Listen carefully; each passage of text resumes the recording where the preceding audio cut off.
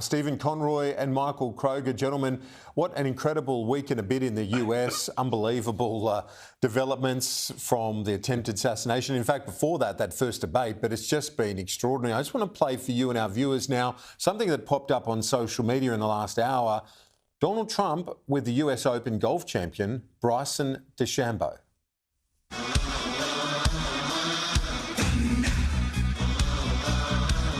So they're going to be dropping a round together, trying to break 50 for 18 holes. It's something Bryson DeChambeau does. But Donald Trump, Michael Kroger, doesn't look too worried about the new opponent from the Democratic Party being Kamala Harris. He looks like he's pretty relaxed. What's your read on it?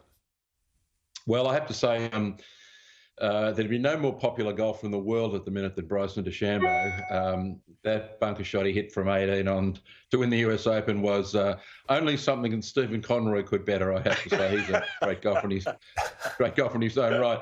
But this is part of Trump's appeal to Middle America. DeChambeau is an incredible golfer. He's become immensely popular in recent years, 4 or 5 years ago, and not so, but now immensely popular. He's the golfer of the people in America. And for Trump to be associated with him is worth a lot of votes in Middle America to every golfer.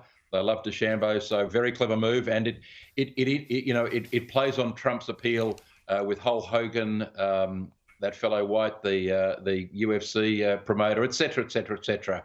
That's his appeal to the working middle class, and this is another very good stake in the ground for him.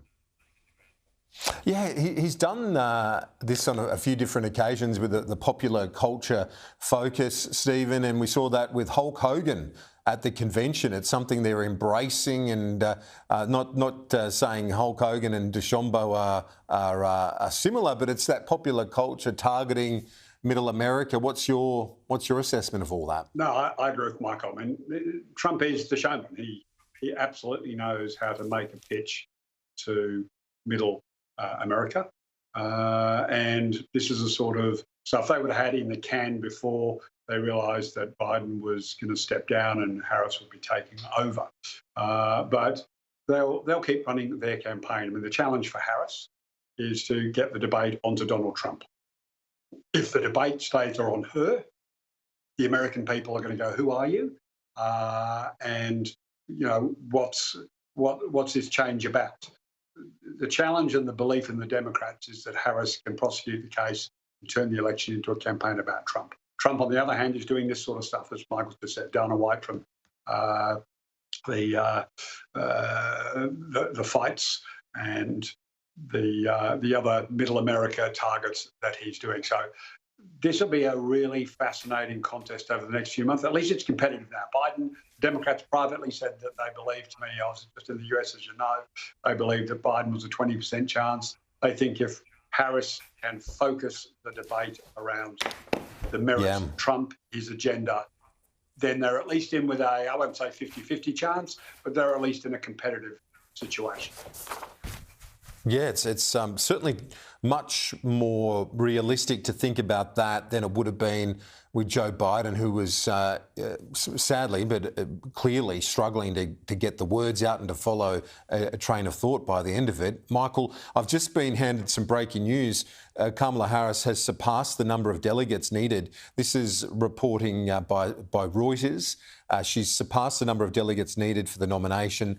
So this is on. Harris v. Trump. Well, they're pledged delegates. They're not. They haven't voted yet. And as I've been saying all along, the only threat to her is Michelle Obama, and there doesn't appear to be any evidence that Michelle Obama wants to run. If she ran, those delegates would revoke their pledges and vote for Michelle Obama. So she's the only one that will beat Harris on the floor. But they've got to hold their vote by the 10th of August, which they will. Harris will get the nomination unless Obama runs, which I don't think she will, as I just said. But this outpouring of enthusiasm and money, etc., is it enthusiasm, Kieran, or is it relief? I tend to think it's relief. Probably. Yeah. I think it's relief. People are saying, thank God Biden has gone. At least there's someone who... And now their challenge is to turn that... It's to turn that relief into enthusiasm, isn't it, Michael? Well, that's right. But I'll tell you what will happen. The enthusiasm will fade over time. She's got no record of all of achievement in as vice president. The border czar has been a disaster. The failed 19 presidential campaign failed in 19, despite her advisors telling her to get on to kitchen sink issues. And they reported later on that she wouldn't. She wouldn't talk about bread and butter family issues. You do not associate Kamala Harris with cost of living issues for middle America. That'll be her bête noire in the next few months. And what Trump's people will no doubt do is basically say, this is a prosecutor from San Francisco, which is America's law and order hellhole at the minute. They'll label her as a woke inner city lefty interested in, legislative reform in the criminal justice area, which is a mile away from normal, ordinary Americans. That's how they'll pigeonhole her. And in foreign policy, can you imagine if you said Harris is now going to be a commander-in-chief of the American military? Does that fill you with confidence? Absolutely not. So they're her weak points. She's got a chance of winning. Of course she has. Biden had no chance, as Stephen said. But in the end, I think this enthusiasm, which as I said, is born out of enormous relief, will fade in the next few months. Stephen, that's a fair assessment from Michael, but he does put the caveat in there that Kamala Harris can win. How does she win, do you believe?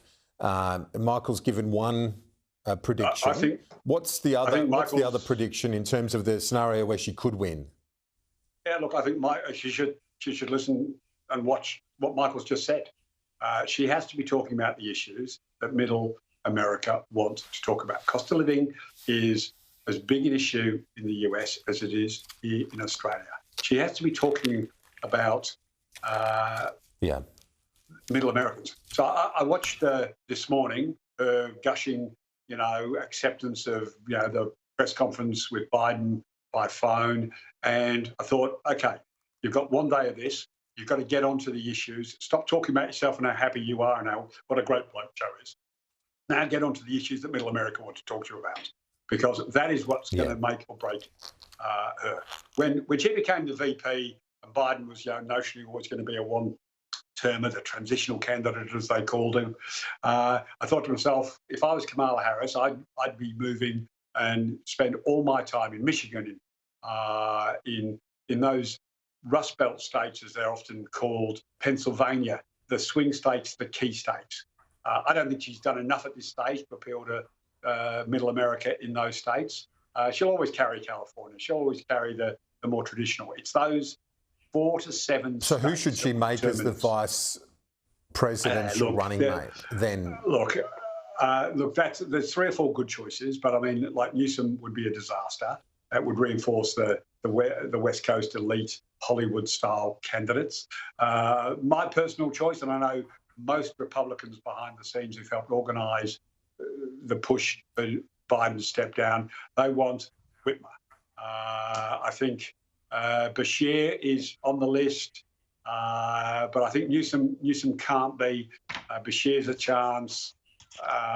Personally, I would prefer Whitman to be running for president, but I think she's smartly worked out that the only way this transition works smoothly and as seamlessly as it can is if it was Harris. The Democrats don't really want her behind the scenes, but she was the only candidate that they could all get behind and suck it up and just go hell for leather. The other person that's been raised with me today, Michael Kroger, is Mark Kelly, Senator from Arizona, a former astronaut, partner of Gabby Giffords, and a hawk when it comes to security and immigration issues. So someone that might be able to bolster her weakness when it comes to that immigration matter. Yeah, that's true. And Arizona is a very important state, but she's going to lose Arizona because it's near the border.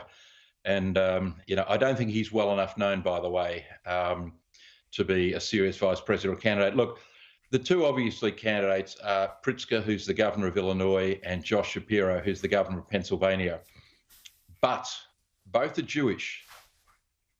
Are the left of the Democratic Party going to pick a vice presidential running mate who is Jewish? I suspect not. Harris is not as strong on Israel as Biden was. I suspect she won't pick either of those. Josh Shapiro is the obvious choice. As I said, he's the governor of Pennsylvania. Pennsylvania is the critical swing state in this election. It has 20 college votes. So if she wins Pennsylvania, she probably wins the election. There are 7 swing states, as Stephen said. He would be the one I'd go for. You know, who would know at the minute? Who would know? But a Jewish vice presidential candidate from a swing state like Pennsylvania, that's why I'd go for Shapiro. But let's see.